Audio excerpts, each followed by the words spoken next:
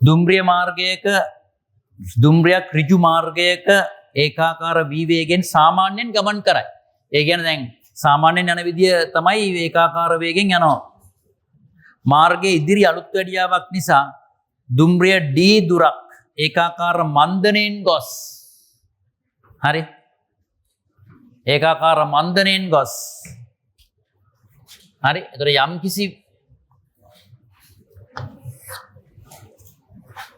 කොටසකදී මේ කතාව වෙන්නේ ඒකාකාර වේගයෙන් යනවා. නමුත් එක දවසක මෙන්න මේ දුම්රිය මාර්ගයේ අලුත් වැඩියාවක් නිසා අර වේගයෙන් ගියපු දුම්රිය මන්දනය කරනවා. D දුරක්. D දුරක් මන්දනය කරනවා. මේක D වර්ගඵලයේ D සමානයි. D දුරක් මන්දනය කරනවා. මන්දනයෙන් ගොස් u වේගය දක්වා අඩු කරගනියා. මේ වේගය u වේගය දක්වා අඩු කරගන්න. හරිද? මන්දනයෙන් ගිහලා u වෙනකන් අඩු කරනවා. ඊළඟට දුම්රිය ඒකාකාර වේගයෙන් යනවා. u වේගයෙන්ම ගිහිල්ලා යම් දුරක්. හරි?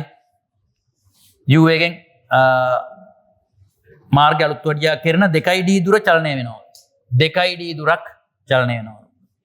ඊට පස්සේ අනතුරුව ආයෙත් 3d දුරක් ඒකාකාර ත්වරණයෙන් චලනය වෙලා මේ v වේගයම ගන්නවලු. මෙන්න මේ v වේගයම ගන්නවලු. 3d දුරක් චලනය වෙලා ආපහු අර v වේගයම ගන්නවලු. නැවත v වේගයම ගන්නවලු. මේම තමයි ප්‍රවේග කාල වක්‍රය තියෙන්නේ. මෙන්න මේ v වේගයම නැවත ගන්නවා කියලා කියන්නේ. මම මේ උසම තමයි මේ දාලා තියෙන v කියන්නේ. ප්‍රවේග කාල වක්‍රයන් කොහොමද මේක ඇඳපු දරුවත් උස්සන්න මේක අඳින්න බැරි නම් ඉතින් ඇඳද පුතේ පිටිපස්සේ දරුව ඇඳේ නැද්ද? හරිද? හරි? කො නිල් පාට දුව ඇඳද? හරි. හරි.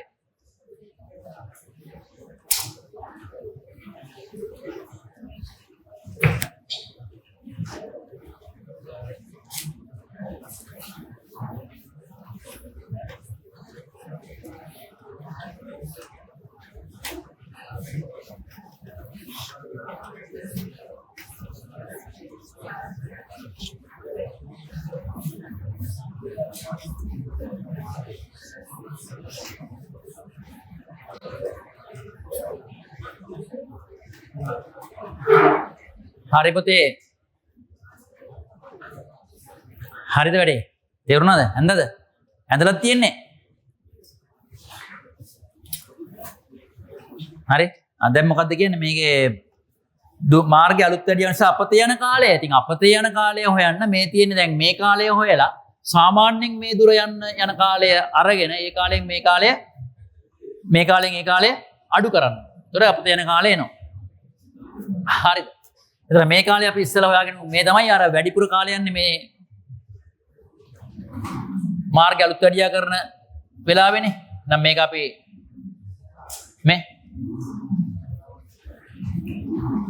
මේ කාලය T1 කියමු. මේ කාලය T2 කියමු. මේ කාලය T3 කියමු. හරි?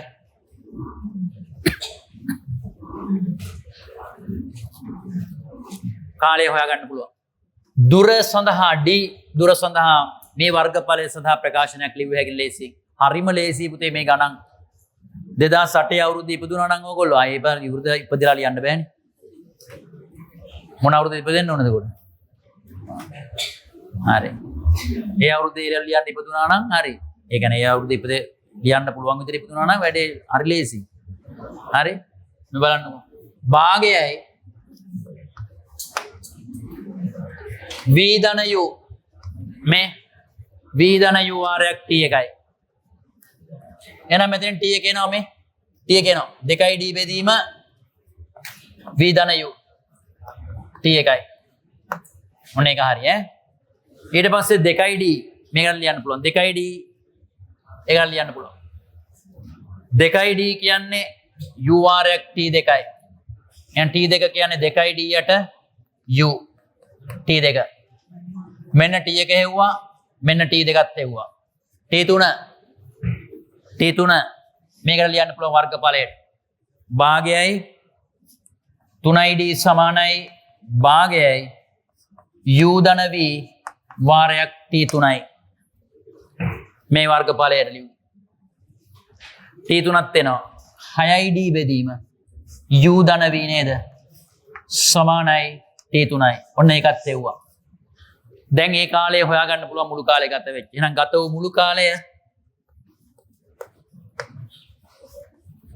T1 ධන T2 ධන T3 2යි D8 v ධන u D 2යි D8 u T3 කියන්නේ 6යි D8 u ධන v.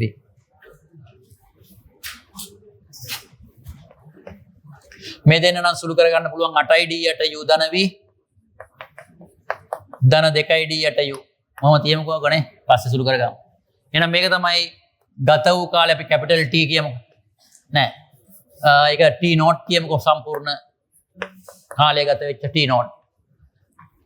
එතකොට මේ අලුත් වැඩියා කරන්නේ නැති දවසක නම් මේ දුර යනවා. මේ මුළු දුර කොච්චරක්ද මෙතන? මෙතන 3යි D දුරක් 2යි D දුරක් D දුරක්. ඒ කියන්නේ ඔක්කොම දුර 6යි D දුරක් යනවා අලුත් වැඩියා නොකරන දවසක v වේගයෙන්. v වේගයෙන් නේද? අලුත් වැඩියා නොකරන දවසක. හරි? අලුත් වැඩියා නොකරන දිනයක. නොකරන දිනයකදී යන විදිය මේ.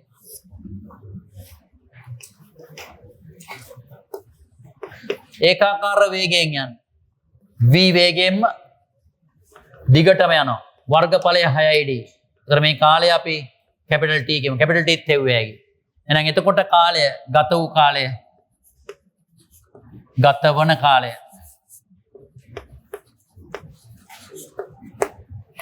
කැපිටල් T සමාන කැපිටල් T කියලා ගත්තේ.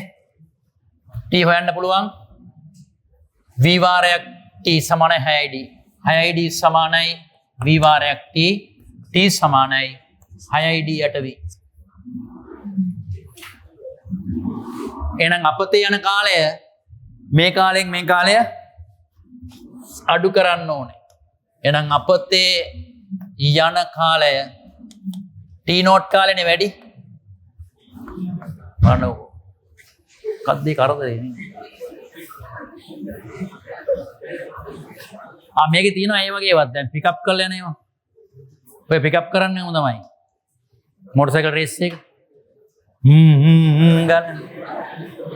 ආලා තියෙනව නේද? එතකොට අර ක්ෂණික ප්‍රවේගයක් ගන්නවා ඊට පස්සේ. ගණන් තියෙනවා ඔගේ. හරි? නිශ්චලතාවයෙන් නෙමෙයි ඒක ආරම්භ කරන්නේ. ප්‍රවේගයක් තියෙනවා කියලා හිතන්න.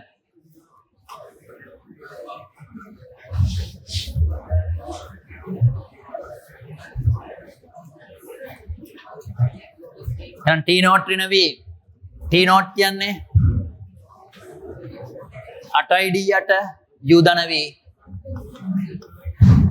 ධන 2යි D8 u ඍණ කැපිටල් T කියන්නේ 6යි D8 v. මෙන්න මේක සුළු කරපුවාම එන්න ඕනේ නේද? එනවා නේද? පොදු හරය uv u ධන v පොදු හරයෙන්. හරිනේ? පොදු හරය මේ ගුණ වෙනවා 8යි D uv වලින්.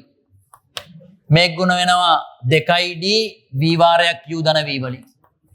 මේ ගුණ වෙනවා 6යි D u වාරයක් u ධන v වලින්. ඔක සුළු කරපුවාම එනවා ඉතින්.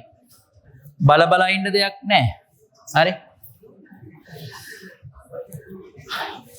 මේකේ 2යි D එළියට ගත්ත හැකි. පොදු විදියට 2යි D එළියට ගත්ත හැකි. 2යි D එළියට ගත්තොත් 4යි uv 2යි D එළියට ගත්තොත් v වතාවක් u ධන v 2යි D එළියට ගත්තොත් 3යි u ධන v යට uv u ධන v uv u ධන v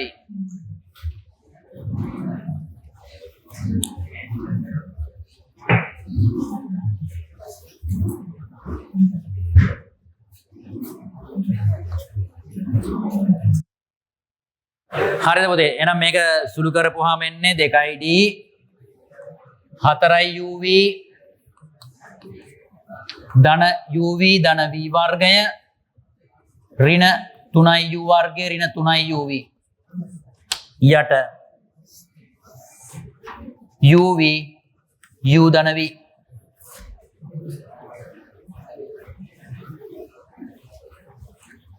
වර්ගශිතයක් එනවා. සාධක කැඩන එක. v වර්ගය v වර්ගයක පදේදී 4i uv ධන uv කියන්නේ 5i uv ඍණ 3i uv කියන්නේ 2i uv ඍණ 3i u වර්ගය. මෙන්න මේක එන්නේ උඩ. ඒකේ සාධක දෙක තමයි පුතේ අර ඔය ඇවිල්ලා තියෙන්නේ. ඔකේ සාධක දෙක තමයි ඔය ඇවිල්ලා තියෙන්නේ. v ඍණ u v ධන 3i u කියලා. මේක සාධක වලට වෙන් කරපුවාම එනවා 2id v ඍණ u